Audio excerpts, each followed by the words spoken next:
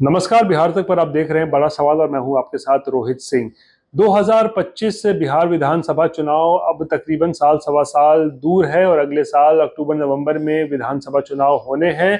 और विधानसभा चुनाव से पहले चाहे वो एनडीए हो या फिर महागठबंधन, सभी अब अपनी अपनी तैयारी में लग चुके हैं। तैयारियां शुरू हो चुकी हैं। बीजेपी ने एक तरफ जहां अपने प्रदेश अध्यक्ष को बदल दिया है, सम्राट चौधरी को हटाया है और डॉक्टर दिलीप जायसवाल के हाथों में पार्टी की कमान सौंप दी है बिहार में, वहीं दूसरी तरफ तेजस्वी यादव जो पिछले कुछ सप्ताह से कह सकते हैं, कुछ हफ्तों से थोड़ा सा राजनीति से दूर दिख रहे हैं, वो भी अब एक बार फिर से एक्टिव होने वाले हैं और 15 अगस्त के बाद माना जा रहा है कि वो भी एक बार फिर से बिहार की यात्रा पर निकलेंगे, तमाम जिलों में जाएंगे और लोगों से जनसंपर्क करेंगे और उनकी भी जो तैयारी है विधानसभा चुनाव को लेकर उसकी शुरुआत की जाएगी। लेकिन दूसरी तरफ कुछ ऐसे भी नेता हैं बिहार में जो इन दिनों अपने आप को हाशिए पर पा रहे हैं, जिनकी अनदेखी हो रही है, जिनको तरजीह नहीं मिल रही है और इन नेताओं पर भी नजर बनी हुई है कि आखिर ये नेता क्या करने जा रहे हैं। और इस लिस्ट में सबसे पहला नाम जो आता है वो है आरसीपी सिंह का। आरसीपी सिंह देखिए, एक बिहार के एक बड़े कह सकते हैं नेता हैं, आईएएस अधिकारी रह चुके हैं। नीतीश के साथ कई वर्षों तक उन्होंने काम किया है, लेकिन नीतीश कुमार से रिश्ते बिगड़े तो फिर उनको जेडीयू के राष्ट्रीय अध्यक्ष के पद से हटाया गया। उनको जब पार्टी से हटाया गया तो उसके बाद कुछ महीनों तक तो उन्होंने कोई पार्टी ज्वाइन नहीं किया, लेकिन उसके बाद लोकसभा चुनाव से पहले वो शामिल हो गए थे बीजेपी में।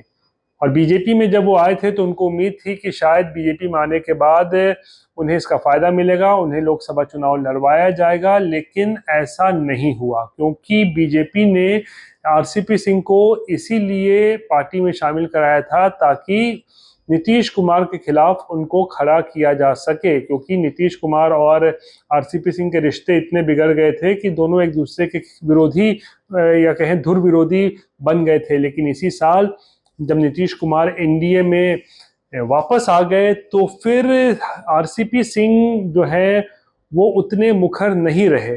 वो उनकी एक तरीके से कहें तो उनकी जुबान बदल गई और जाहिर सी बात है, नीतीश कुमार एनडीए में आ चुके थे तो बीजेपी नहीं चाहती थी कि आरसीपी सिंह अब कोई बयानबाजी करे नीतीश कुमार के खिलाफ। इसीलिए आरसीपी सिंह के सुर बदल गए और अब आरसीपी सिंह जो है नीतीश कुमार के शान में कसीदे भी पढ़ते हैं। लेकिन राजनीतिक तौर पर देखें तो बीजेपी में आज आरसीपी सिंह जो है उनकी अनदेखी हो रही है, तरजीह उतनी नहीं मिल रही है, लोकसभा चुनाव नहीं लड़ाया गया। उन्हें उम्मीद रही होगी कि राज्यसभा में उन्हें भेजा जाए, तो राज्यसभा भी नहीं भेजा गया। और क्योंकि नीतीश कुमार अब एनडीए में आ गए हैं तो जाहिर सी बात है वो जो एक कहें तो महत्व जो है उनको नहीं मिल रहा है। ऐसे में अब खबर ये आ रही है कि आरसीपी सिंह अपनी नई पार्टी बना सकते हैं।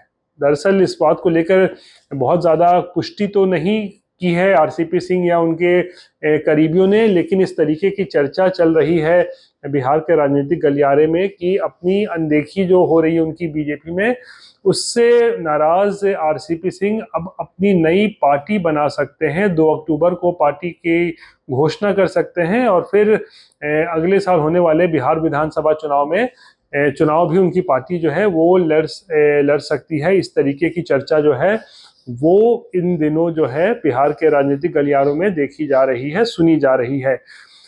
दूसरे नेता जिनकी अनदेखी हो रही है और जिन्हें भी तरजीह नहीं मिल रही है पिछले कुछ महीनों में, वो है पशुपति पारस। राष्ट्रीय लोक जनशक्ति पार्टी के अध्यक्ष पशुपति पारस भी एनडीए में तो हैं, लेकिन उनकी भी लगातार अनदेखी हो रही है। लोकसभा चुनाव में एक भी टिकट लड़ने के लिए नहीं मिला।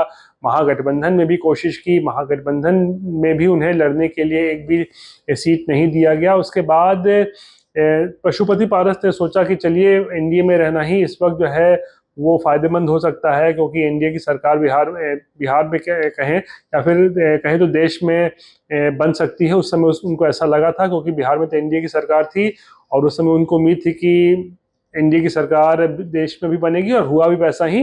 तो पशुपति पारस अभी फिलहाल तो एनडीए में है, लेकिन अपनी अनदेखी को लेकर वो भी काफी नाराज है। और अब कल जो उनकी पार्टी की महत्वपूर्ण बैठक हुई है उसमें जो है ये अब फैसला लिया गया है कि पशुपति पारस की पार्टी अगले साल होने वाले विधानसभा चुनाव में सभी 243 सीटों पर अपने उम्मीदवार खड़े करेगी। और आपको ये घटनाक्रम जो है 2020 की उस घटना की याद दिला सकता है जब चिराग पासवान ने भी तकरीबन 130-40 सीटों पर जो है अपने उम्मीदवार उतार दिए थे। और ज़्यादातर सीट वैसी थी जो जहां पर उन्होंने जेडीयू के खिलाफ ही उम्मीदवार खड़ा किया था और उसके वजह से नीतीश कुमार की पार्टी को 2020 के विधानसभा चुनाव में ज़बरदस्त नुकसान उठाना पड़ा था। तो वैसा ही कुछ इस अगले साल भी हो सकता है जब पशुपति पारस जो है वो सभी 243 सीटों पर अपने उम्मीदवार खड़े कर सकते हैं, चुनाव लड़ सकती है उनकी पार्टी।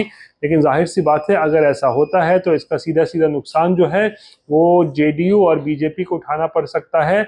और ऐसे में अब देखने वाली बात ये होगी कि बीजेपी क्या आने वाले वक्त में पशुपति पारस को मना पाती है, नहीं मना पाती है।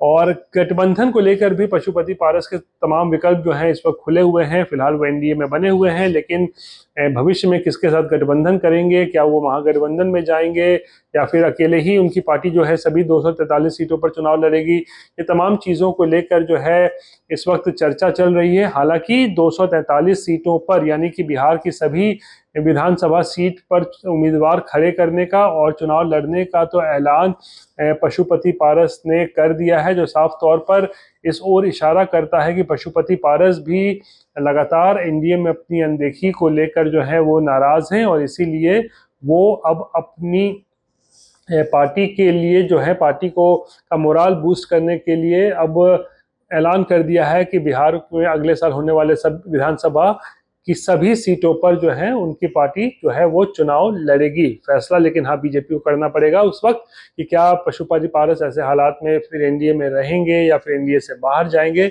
ये जो है तमाम चीज़ें जो हैं वो बात की बात है। लेकिन फिलहाल बिहार में अगर हम देखें तो तैयारियां जो हैं एक वक्त धीरे धीरे जो है वो शुरू होती जा रही हैं। तमाम जो राजनीतिक दल हैं, तमाम जो नेता हैं, वो अपने अपने तरीके से अब चुनावी मोड में जो है वो आना शुरू कर चुके हैं। बीजेपी ने जैसा कि मैंने बताया अपना प्रदेश अध्यक्ष बदला है, वहीं तेजस्वी यादव अब यात्रा पर निकलने वाले हैं और आरसीपी सिंह और पशुपति पारस जैसे नेता अपने भविष्य को लेकर जो वो परिचिंतित हैं, वो भी आने वाले दिनों में अपने भविष्य को लेकर बड़ा फैसला जो है वो कर सकते हैं। आरसीपी सिंह जहां एक नई पार्टी बना सकते हैं ऐसी खबर चल रही है, वहीं दूसरी ओर पशुपति पारस भी अगले साल होने वाले विधानसभा चुनाव में सभी सीटों पर चुनाव लड़ने का उन्होंने ऐलान कर दिया है। बहरहाल ये थी बिहार से जुड़ी हुई आज की बड़ी खबर।